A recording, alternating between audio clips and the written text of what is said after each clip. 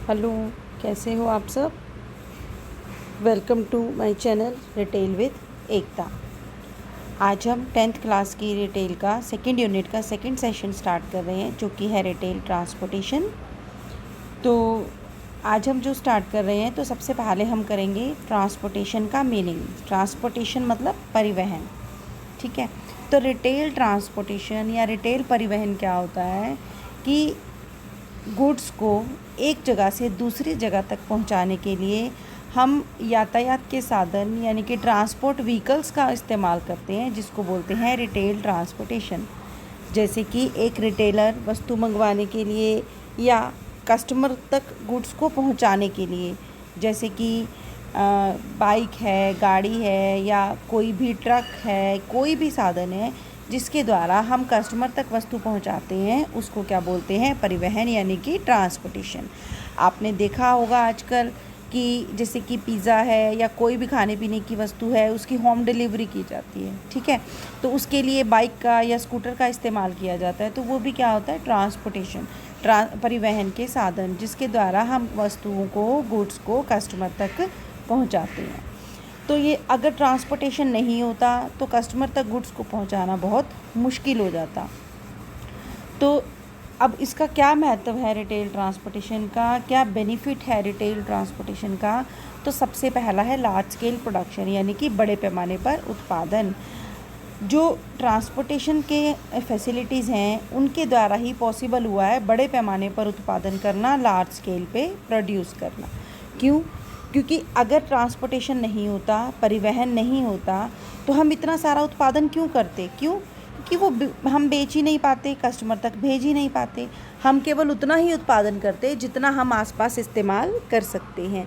लेकिन ट्रांसपोर्टेशन के द्वारा, परिवहन के द्वारा हम बड़े पैमाने पर लार्ज स्केल पे उत्पादन करते हैं, प्रोडक्शन करते हैं, जिससे कि हम दूर के स्थानों में भी आसानी से अपनी वस्तुएं बेच सकते हैं, भेज सकते हैं।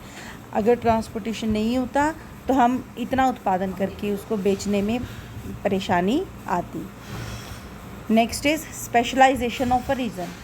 स्पेशलाइजेशन ऑफ अ रीजन क्या होता है? एक क्षेत्र की विशेषता के अनुसार उत्पादन करना। तो परिवहन के द्वारा हम अपने क्षेत्र की विशेषता के अनुसार आसानी से उत्पादन कर सकते हैं। जैसे कि अगर हमारे क्षेत्र में कोई चीज़ विशेष रूप से उगाई जाती है या बनाई जाती है, तो हम उसी चीज़ को अपने क्षेत्र में उगाएंगे और उसको अन्य देशों में या अन्य स्थानों पर आसानी से भेज सकते हैं।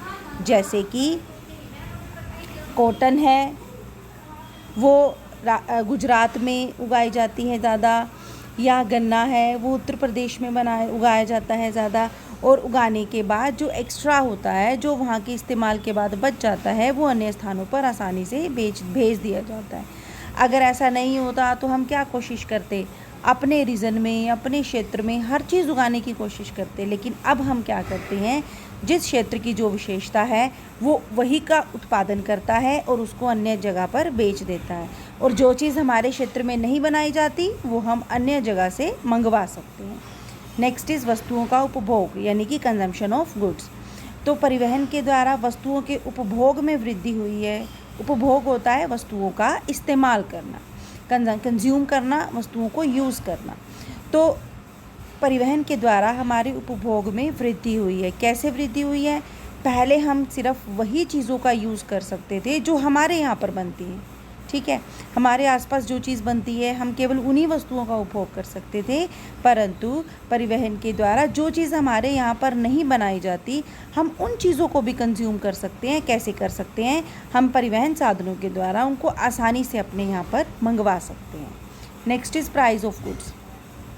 प्राइस ऑफ गुड्स क्या है? कि परिवहन के द्वारा वस्तुओं की कीमतों में भी कमी आई है। कीमतें कम हो गई हैं, पहले की तुलना में कीमतों में इस तरह से नीचे की तरफ गिरावट आई है। क्यों गिरावट आई है?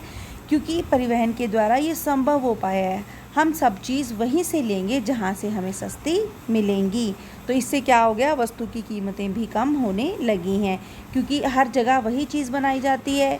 क्षेत्र की विशेषता के अनुसार, हमने ऊपर सेकंड पॉइंट में पढ़ा, क्षेत्र की विशेषता के अनुसार हर जगह वही चीज़ बनाई जाती है जो वहाँ पर सस्ती बनती है, जिससे कि वस्तुओं की कीमतों में भी कमी आई है। Next is mobility of production factors. Mobility of production factors होता है उत्पादन के साधनों की गतिशीलता। परिवहन के द्वारा हमारे जो उत्पादन के साधन हैं वो भी गतिशील हो गए हैं। गतिशील कैसे हो गए हैं कि वो हम उनको इधर उधर लेके जा सकते हैं। जैसे कि कच्चा माल है, यानी कि हमारा रॉ मटेरियल है। रॉ मटेरियल भी हमारे उत्पादन का एक साधन है, हम उसको एक जगह से दूसरी जगह पर आसानी से लेके जा सकते हैं। या फिर लेबर है, लेबर होते हैं हमारे काम करने वाले कर्मचारी या मजदूर, तो उनको भी हम एक जगह से दूसरी जगह पर लेकर आसानी से जा सकते हैं। जैसे कि आपने सुना होगा कि हमारे यहाँ आसपास के बहुत से लोग कहीं बाहर बड़े शहरों में, जैसे कि दिल्ली है, मुंबई है, गुड़गांव है, या फिर बाहर के देशों में कनाडा है, ऑस्ट्रेलिया है, बाहर के देशों में काम करने के लिए, लेबर का काम करने के लिए जाते हैं, पैसे कमाने के लिए जाते हैं। तो ये जो जाना है, ये गतिशीलता है, ये किस वजह से संभव हुई है? परिवहन के साधनों के द्वारा। अगर हमारे परिवहन के साधन नहीं होते, ट्रांसपोर्टेशन नहीं होता, तो वो बाहर जाकर काम नहीं कर सकते थे। तो इससे क्या हुआ है, उत्पादन के साधनों में भी गतिशीलता आ गई है। ठीक है, तो ये थे महत्व यानी कि सिग्निफिकेंस रिटेल ट्रांसपोर्टेशन का। उम्मीद है आपको समझ आया होगा। अगर कोई प्रॉब्लम है तो कमेंट सेक्शन में डालें, और अगर वीडियो पसंद आए तो प्लीज़ इसे लाइक करें और चैनल को सब्सक्राइब करें। Thank you.